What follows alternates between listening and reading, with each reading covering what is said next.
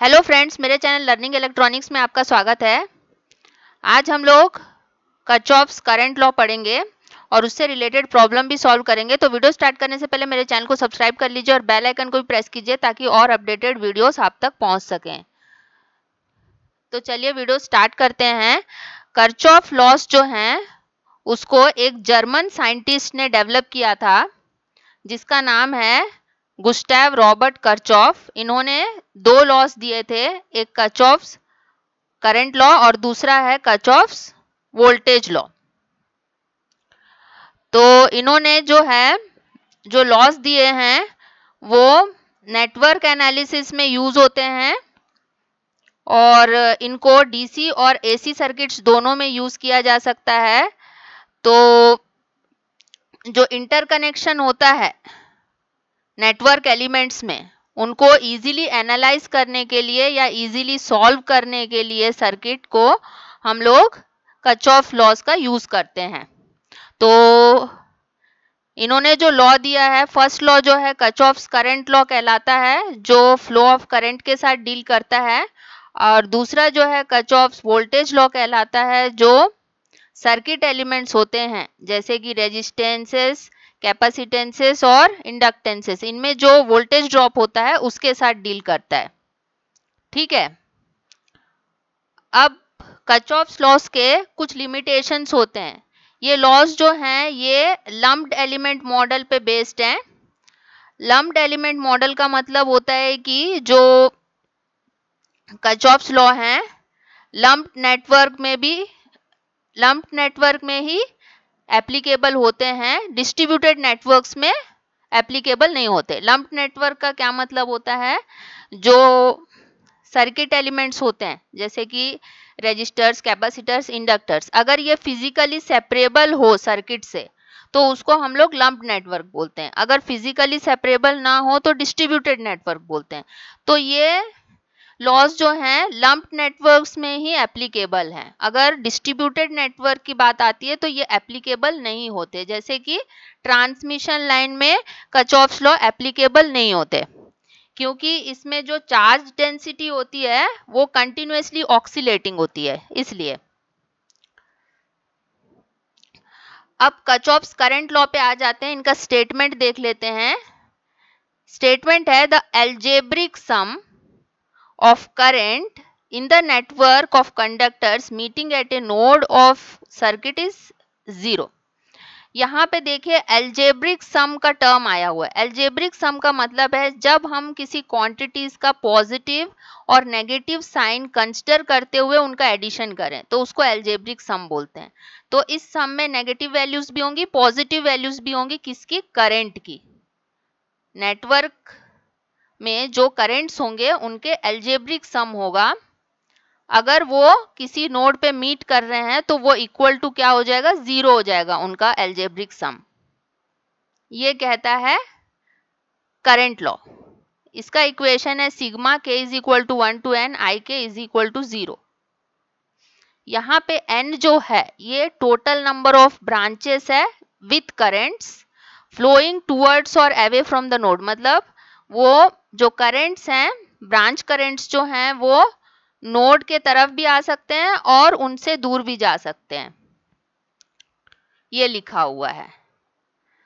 अब Kirchhoff's current law को हम लोग पॉइंट रूल बोलते हैं, जंक्शन रूल भी बोलते हैं और नोड रूल भी बोलते हैं। अब साइन कन्वेंशन देख लेते हैं इसका। Direction of incoming current is positive. इसका मतलब है जो भी करंट नोड की तरफ आ रहा है उसको हम लोग पॉजिटिव मानते हैं, पॉजिटिव कंसीडर करते हैं। Direction of outgoing current is negative. मतलब जो भी करंट नोड से दूर जा रहा है उसको हम लोग नेगेटिव कंसीडर करते हैं। ठीक है। अब एक एग्जांपल से इसको देख लेते हैं। यहाँ पे हम लोगों ने बीच में एक नोड n कंसीडर किया है। यहाँ पे 5 करंट्स कनेक्टेड हैं। I1 और I2 जो है नोड की तरफ आ रहे हैं, देखिए। तो ये क्या होंगे इस साइन कन्वेंशन से? पॉजिटिव होंगे क्योंकि ये नोड की तरफ आ रहे हैं I1 और I2। और I3, I4 और I5 जो है नोड से दूर जा रहे हैं, तो इस साइन कन्वेंशन से क्या होगा? वो नेगेटिव हो जाएंगे। ठीक है, तो 2 करंट्स इसमें पॉजिटिव होंगे और 3 करंट्स नेगेटिव होंगे। तो केसीएल से क्या है, इक्वेशन आएगा आपका I1 plus I2 minus I3 minus I4 minus I5 is equal to 0 आएगा। अब इस इक्वेशन को हम लोग इस तरह से लिख सकते हैं I1 plus I2 is equal to I3 plus I4 plus I5। ठीक है, तो यहाँ से हम लोग क्या स्टेटमेंट दे सकते हैं केसीएल का कि sum of incoming currents is equal to sum of outgoing currents. ठीक है, तो इसको हम लोग यूज करके जो है नेटवर्क को सॉल्व कर सकते हैं। हम डायरेक्टली ऐसा इक्वेशन भी लिख सकते हैं।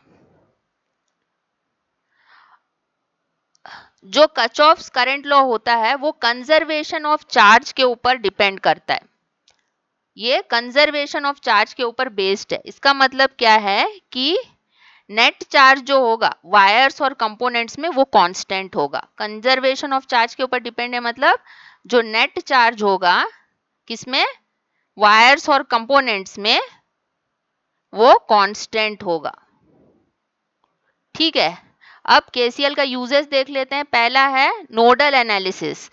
तो ये ओम्स लॉ के साथ नोडल एनालिसिस परफॉर्म करने के लिए यूज होता है। दूसरा है ये लम्प्ड नेटवर्क में यूज होता है, जैसे कि मैंने अभी बताया आपको लिमिटेशंस में, लम्प्ड नेटवर्क में यूज होता है, चाहे वो लीनियर नॉन लीनियर हो, एक्टिव पैसिव नेटवर्क हो, या यूनिलैटरल या बायलैटरल नेटवर्क हो। और तीसरा एप्लीकेशन है इसका कि केसीएल का जो मैट्रिक्स फॉर्म है वो नेटवर्क सिमुलेशन सॉफ्टवेयर एक होता है स्पाइस, उसमें यूज होता है। तो ये यूजेस हैं केसीएल के। अब एक क्वेश्चन देख लेते हैं केसीएल के बेसिस पे। यहाँ पे आपको find current I1 and I2 by KCL. ये I1 और I2 करंट जो है इसको आपको फाइंड करना है केसीएल यूज करते हुए। तो यहाँ पे हम लोगों ने एक नोड कंसिडर कर लिया है X केसीएल लगाने के लिए। अब यहाँ पे आप देख रहे हैं कि 5 ओम और 1 ओम रेजिस्टेंसेस जो हैं ये पैरेलल में हैं। ठीक है, तो इसमें हम लोग एक वोल्टेज कंसिडर कर लेंगे V, जो 5 ओम में भी रहेगा और 1 ओम के अक्रॉस भी रहेगा। क्यों? क्योंकि हम लोग जानते हैं कि रेजिस्टेंसेस जब पैरेलल में होते हैं तो उनके बीच का जो उसमें जो वोल्टेज होता है वो सेम होता है, इसीलिए V जो है 5 ओम में भी रहेगा और 1 ओम में भी रहेगा। तो अब देख लीजिए यहाँ पे कौन कौन से करंट्स नोड की तरफ आ रहे हैं। तो नोड की तरफ आने वाला करंट जो है 5 एम्पियर है। फिर ये जो 4I2 है ये भी नोड की तरफ ही आ रहा है, यहाँ पे कोई ड्रॉप नहीं है, तो ये यहाँ का नोड, यहाँ का नोड, यहाँ का नोड सब एक्स ही होगा। ठीक है, तो 4I2 plus 5 sum of incoming currents is equal to sum of outgoing currents. अब हम लोग ने इनकमिंग लिख लिया, आप आउटगोइंग देखते हैं। I1 और I2 आउटगोइंग है, दूर जा रहे हैं एक्स से, तो I1 प्लस I2 आ जाएगा। अब ये इक्वेशन से हम लोग का क्या मिल जाएगा, I1 minus 3I2 is equal to 5 मिल जाएगा। ये हो गया इक्वेशन नंबर 1। अब हम लोगों ने 5 ओम और 1 ओम के अक्रॉस V वोल्टेज लिया है, तो I1 करंट क्या हो जाएगा, V divided by 5, and I2 current क्या हो जाएगा, V divided by 1 which is equal to V। मतलब I2 जो है V के बराबर है और I1 जो है V बाय 5 एम्पियर है और I2 जो है V एम्पियर है। ठीक है, अब ये I1 और I2 की वैल्यू इक्वेशन नंबर 1 में पुट कर दीजिए, तो क्या हो जाएगा, यहां से आ जाएगा इक्वेशन नंबर 1 से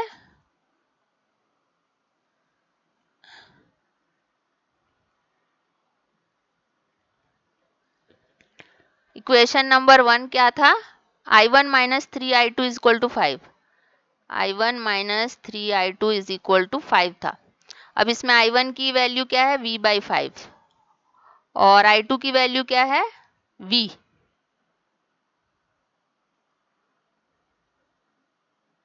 ठीक है, इक्वल टू 5। अब इस इक्वेशन को सॉल्व करेंगे तो V कितना आता है, 12.5 वोल्ट आता है।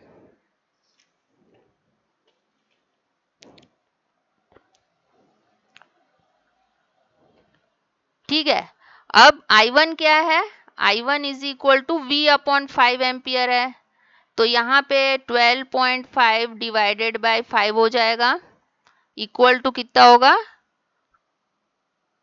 2.5 एम्पियर हो जाएगा। वैसे I2 निकाल लेते हैं, I2 क्या है, V के बराबर है, V एम्पियर है, तो इक्वल टू क्या होगा 12.5 एम्पियर हो जाएगा। तो I2 कितना आ गया 12.5 एम्पियर आ गया, और I1 आ गया 2.5 एम्पियर। तो इस तरह से आप KCL का यूज करते हुए सर्किट्स के करंट्स का वैल्यू निकाल सकते हैं। ठीक है, तो हो फ्रेंड्स, आपको टॉपिक समझ में आ गया होगा। Thank you very much for watching and please do subscribe my channel for more updates.